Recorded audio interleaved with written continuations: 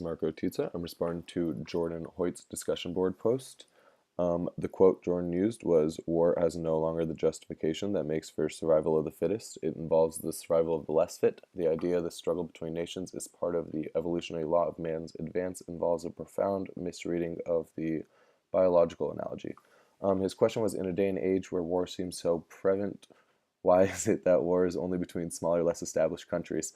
Now, I do not think that war is necessarily between smaller countries only. I mean, if you go back at least like 75 years, you can see the war to end all wars involving almost every single global superpower. Even after that, if you look at the Korean War, you will see the same global superpowers involved. And then there's the Vietnam War, as well as the Iraqi War, and so on. Plus, if you want to like view global civil wars within larger countries, you can look at the Greek civil wars as well as Indian and Kenyan. So I do not think that war just boils down to a small country thing. However, if you were to look at South Korea, they have done a great job since Civil War, from being a occupied country, from a military dictatorship to becoming a modern nation within about 65 years. As well as Kenya, who is currently going on to be a regional superpower.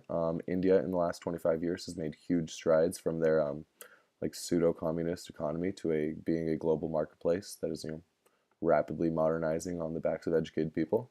And I think that's one of the most important parts here is that you shouldn't necessarily count out a developing nation. You know, if one was run properly with a government that cares about the nation over its own personal power and profit, it can easily become developed. So yeah, I think that's necessarily